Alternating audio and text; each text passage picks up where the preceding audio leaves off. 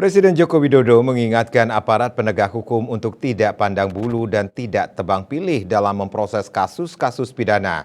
Jokowi pun menjamin bahwa pemerintah tak akan campur tangan terhadap penegakan hukum.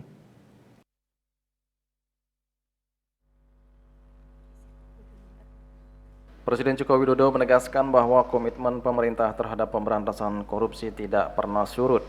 Menurutnya, upaya pencegahan juga terus dilakukan dengan membangun sistem pemerintahan dan pelayanan publik yang transparan dan akuntabel. Hal ini disampaikan Jokowi dalam keterangan pers di Istana Merdeka pada Selasa 7 Februari 2023. Dalam hal penindakan, Presiden menyebutkan pemerintah telah dan akan terus melakukan pengejaran dan penyitaan terhadap aset-aset seperti misalnya obligor BLBI yang tidak kooperatif. Untuk itu, Presiden kembali mengingatkan segenap jajaran penegak hukum untuk memproses tindakan pidana tanpa pandang bulu dan tanpa pandang pilih.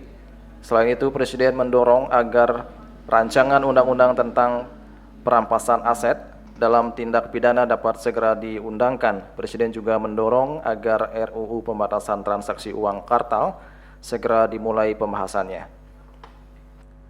Dalam hal penindakan, pemerintah antara lain telah dan akan terus melakukan pengejaran dan penyitaan terhadap aset-aset obligor BLBI yang tidak kooperatif.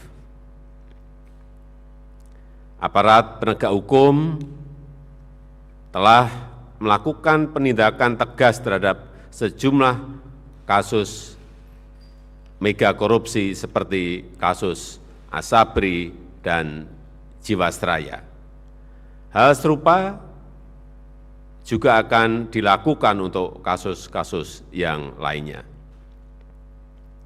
Untuk itu, saya ingatkan kembali kepada aparat penegak hukum untuk memproses tindakan pidana tanpa pandang bulu dan tanpa tebang pilih.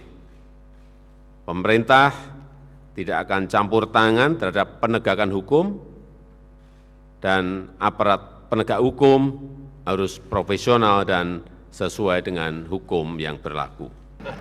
Juli Suwarto dan Ketur Sumadiase melaporkan.